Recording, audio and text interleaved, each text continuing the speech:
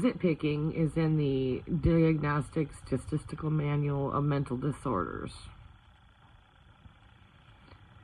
Years ago, when I was working like 14-hour days, coming home, working on my house for 4 to 6 hours and getting like 2 hours of sleep a night, I was also picking my zits to manage anxiety. I would spend up to 2 hours in a mirror, a very strong mirror that could see into the pores, and I took great comfort in successfully excavating blackheads. Great comfort and joy, pleasure, which is the opposite of anxiety. You could say that zit-picking was an anti-anxiety action. Started this video by saying zit-picking is in the disorder of mental illnesses now. And I am just like sitting here thinking of the scars on my body. Was I harming myself? Was that self-harm? It was keeping me from slitting my wrists. By picking my zits, I managed my anxiety. And it's now a mental disorder. So, I don't know where I'm going with this, but I don't believe in mental illness. When did we start picking our zits? When did we start becoming consumed with our appearances? I would not stand for a blemish on my face. If it needed to be popped, it got popped, and I took care of look at these scars on my face. I am extremely scarred. There's one that I dug at for hours and hours and hours on that, trying to get the root of that zit out. And yeah, I'm lucky it's not worse, because it was scarring my body. But is scarification of your own body a mental illness? So when I was a teenager and I got zits, my mom picked my zits for me. We'd spend hours on the beach. I never picked anybody else's zits. I think that's disgusting. But I have no problem picking my own. But other people have no problem picking other people's zits. My mom would pick my zits at the beach. You know, we'd be at the Camp for Lac La Belle. I'd be big zits on my back, and she would take care of them. She would get them out. That's what family did for each other. How is that a mental illness? I guess when we start to look at the extent, I was picking for 2 hours every morning, 1 to 2 hours after my shower, and before my makeup ritual, which was very extensive. And if anything was a mental illness, it was the amount of makeup I was wearing, right? Which was causing the zits. But yeah, I don't believe in mental illness anymore. I believe in, I had anxiety. I was working, like I said, 14-hour days. I'd come home and work on my new house. And I was very anxious and sleep deprived, and not using anything to cope except for cigarettes. Previous to that, in my high school years, I used alcohol to cope with suffering, and also for joy and other things. But eventually I turned to picking my zits, and that's better than heroin use. And we've got laws on everything. I mean, it's essentially a law. If you call something a mental illness, it's a law you don't want to break, because you'll end up with that label, and that is the lowest of the low, and you don't want to be there. It's a big warning system. And and we're preventing ourselves from picking our zits. What else? Oh my, when I started to look around and see how we restricted restricted we are socially. And you think back to the 50s and how, they appear on television and stuff. What is real? What is authentic? What is human? These mental illnesses have robbed us of our ability to be ourselves, to be naked without shame, without makeup. Not afraid to talk about these deep issues.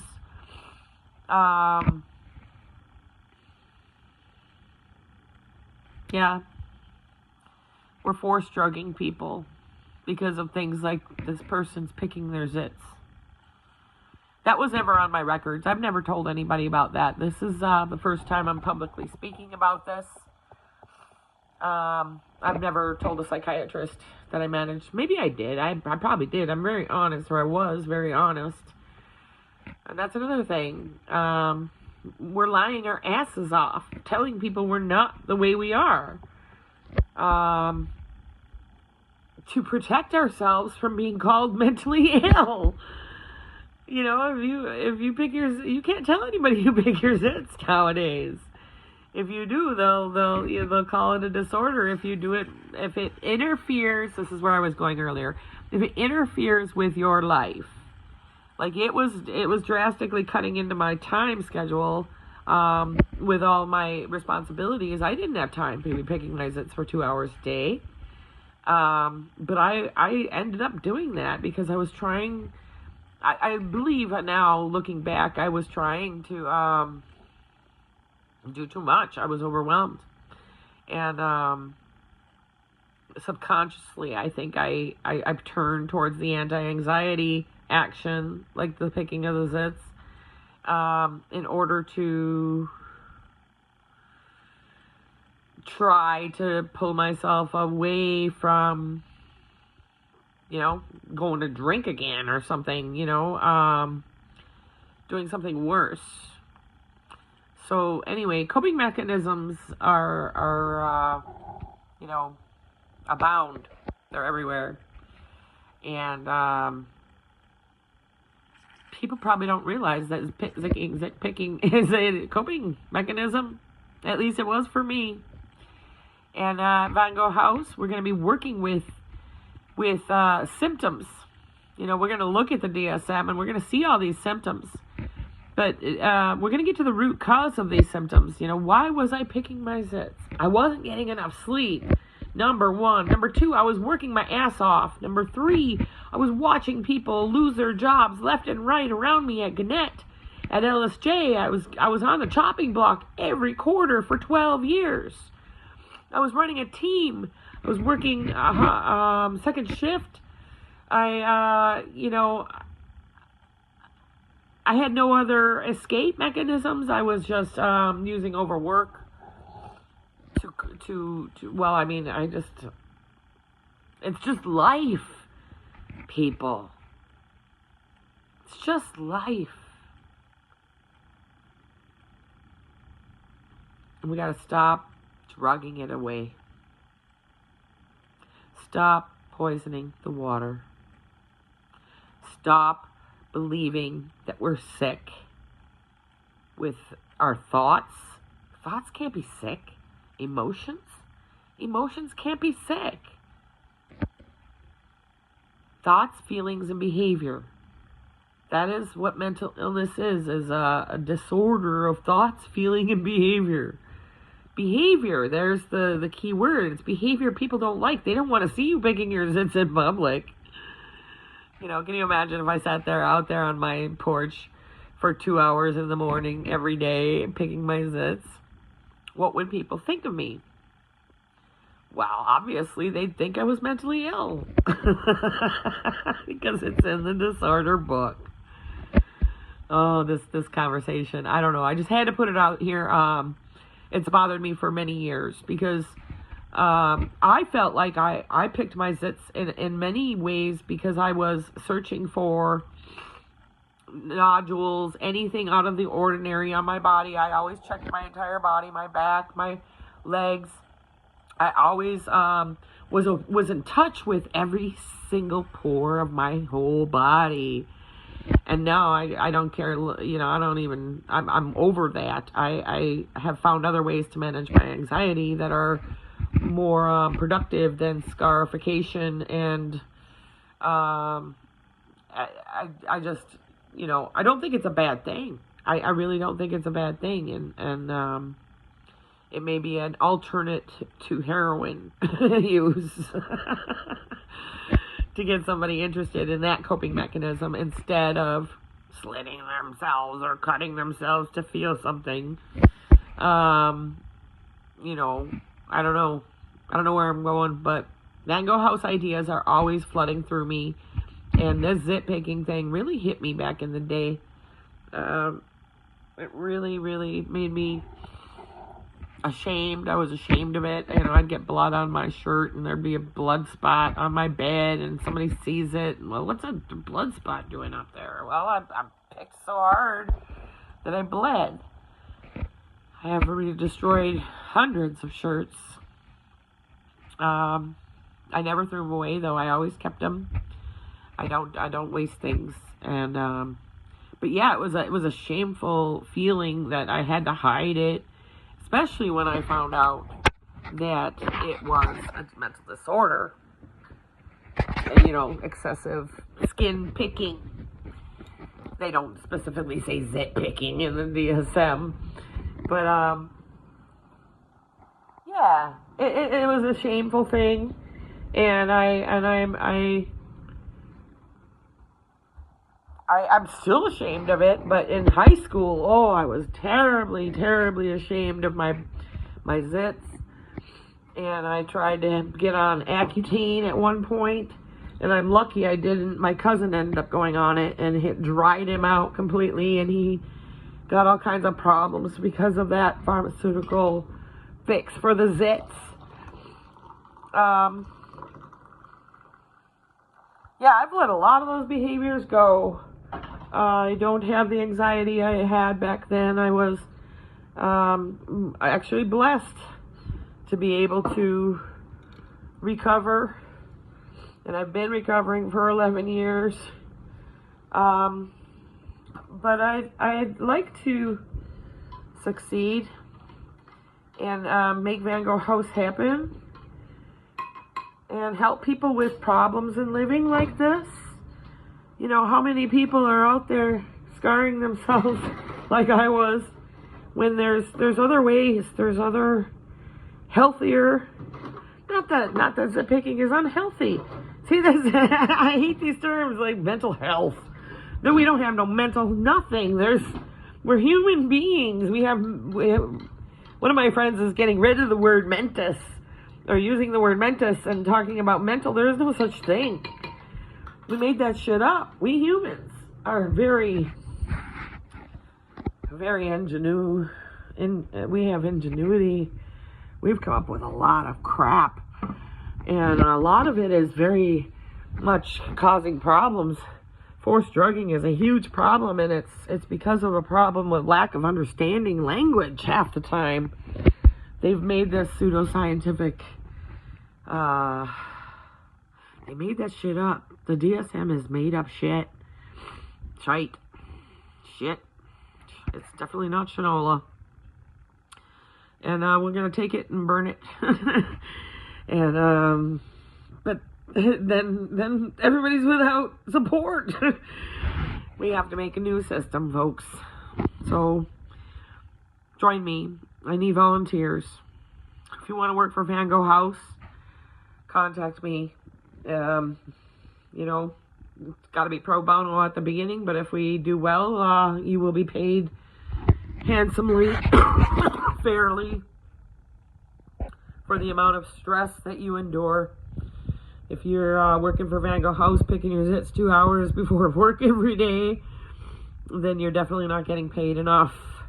I wasn't getting paid. I was working 6 people's jobs and getting paid $20 an hour, and I have big beef with Gannett. Every time in my last 6 psycho-spiritual breakthroughs, I've had extreme anger towards Gannett. They really screwed us over. Us graphic designers and so many others too. So that's my confession. I picked my zits to manage anxiety and because I enjoyed it. And it was a way to be in touch with my body. And yeah, I am covered in scars. My entire face. Can't really see it anymore. It used to be more profound. But it's been 11 years since I've looked in a mirror. I don't even barely look in them anymore, and I don't care what I look like anymore. I've lost all of that. And forced drugging is to be blamed for that. I benefited from forced drugging too. I'm one of those optimists who see the blessing in everything. Yeah, I don't regret these scars or the time I wasted managing my anxiety. I wanted to bring that to all your guys' attention. You know, when you really start to look at the information on Coalition to End Forced Psychiatric Drugging, you will be surprised. Your thoughts will change when you really dig into the smarter people's ideas on what's going on here with the people being totally neurotoxed out. You know, who's right? Shouldn't we drug these people? Don't we need social control?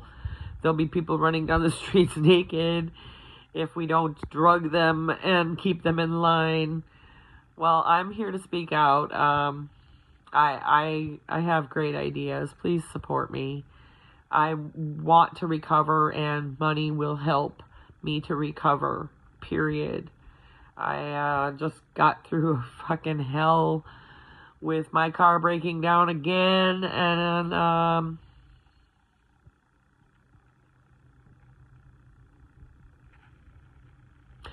the old me used to say, let's do the Venus Project and get away from the money system.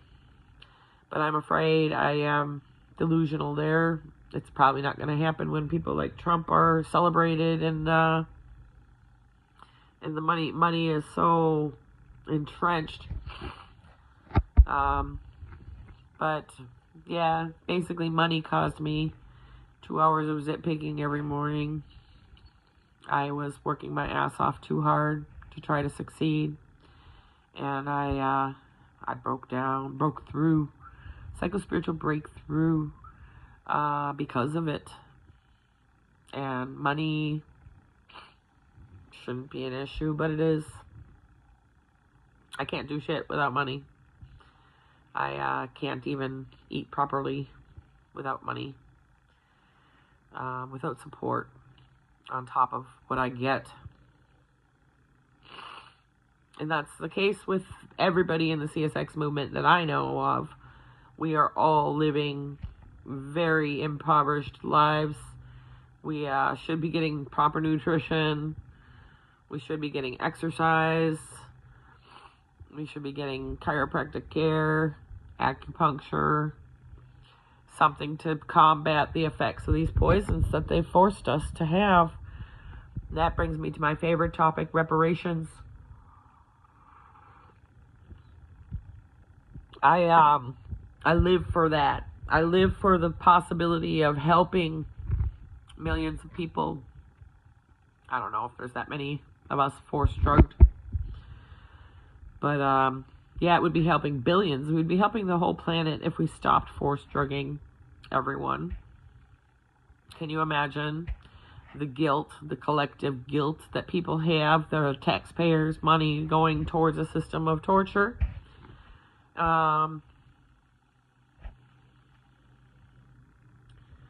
Yeah, it would help things greatly. So, if you know 47, that guy running this country, the United States, if you have any clout, get him to sign and ratify, we've already signed, but ratify the CRPD treaty and enforce it. Get survivors reparations, and we will build the new mental health system. It won't be called mental health. We're talking a total paradigm shift away from the. I mean, you take one look at MK Ultra, what they are doing to people, have done to people. They're still doing to people. I am chemically lobotomized. I don't have a memory anymore. My brain is hurting bad.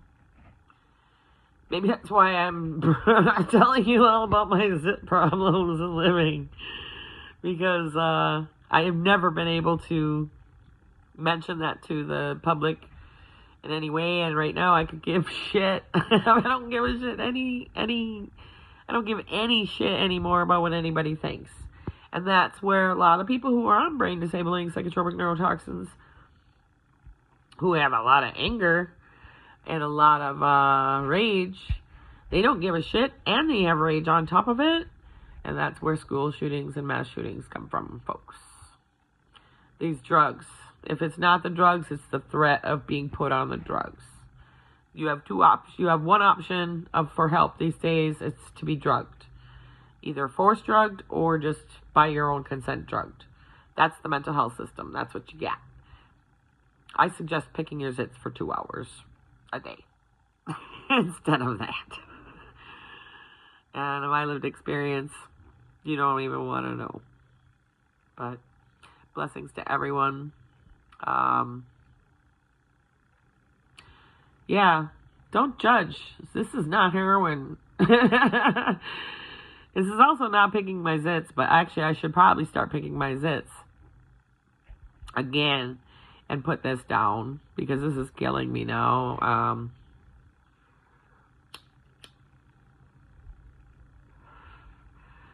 I'm having very serious problems in living in my lungs. And it's, I'm not blaming, I'm blaming the neurotoxins. They give me dopamine, so my use of cigarettes increased 8 years ago when I started being force drugged. So I'm at like 2.5 packs of cigarettes a day. Sometimes 3.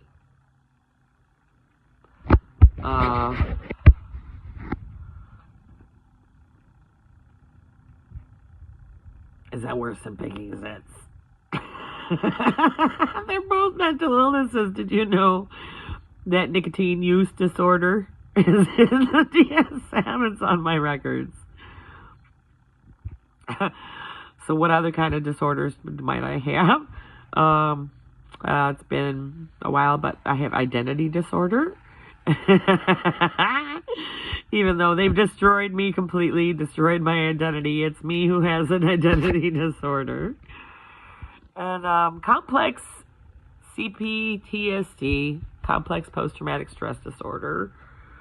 And that's about the only one I could maybe think about agreeing with. And bipolar, I just gotta say www.ernimovement.org. Emotions are not illnesses. Now back again to the language problems in living and people getting lost with the money system and not wanting to change. When I was picking my zits 2 hours a day, I did not think I could change. Then everything fell apart, and my life was in an upheaval of, psych ward, jail, bankruptcy, everything fell apart. And during that time, I could not do my 2 hours in the mirror every morning for the next several years. And then I started Coalition because I was force drugged. And now I create, and that's my picking for today. My way of coping. More, producing more than just a zit coming out of your pores. I just can't get over that. I did that so intensely for probably most of my life up to, let's see, I must have been 36, 7. 37 maybe, when it finally ended, and I no longer had that action in my life, that habitual action. So if you're struggling with something, like that, know that I don't think there's anything wrong with you, and think that action, it may have been preventing you from doing something serious, like offing yourself. I went through that when everything started to fall apart and I couldn't cope anymore with 2 hours in the mirror every day. I seriously, for the first time in my life, considered offing myself. And for about 6 months, considered it and looked at ways, looked it up on the internet, tried to find a way out. And in the end, I needed a cigarette. And getting out of the house every day to go get cigarettes was what saved me. So I thank my coping mechanism, the cigarette. It saved my life. Zit-Picking saved my life. So please don't tell me that I have a substance use disorder. Please don't tell me that my Zit-Picking is causing me problems and I'm mentally ill. These things saved my life. And we're telling people that the things that they're doing that are odd, not normal, are bad, and they may be saving that person's life. We've put people into such tight chains now. It's unreal. Think about it. And then go to Coalition to End for Psychiatric Drugging or the CSX movement. Any of the groups, Common Rebellion Against Psychiatry, Ban Psychiatry Period, Australian Revolution Against Psychiatry. There's over 150, 200 or so groups on Facebook alone. It's a big movement. We want you to be a part of it. We need to expand the network. If you're a survivor, psychiatric survivor in the CSX movement, contact me. I will put you in the book, and we are starting an off the internet record of psychiatric survivors' information with phone numbers, email addresses, and location. So that's it. Just get a hold of me, Jill Susan Kesty. Join us, and let's not judge people for picking zits. Please. Everybody remember now, 3 fingers pointing back. # Jill Kesty.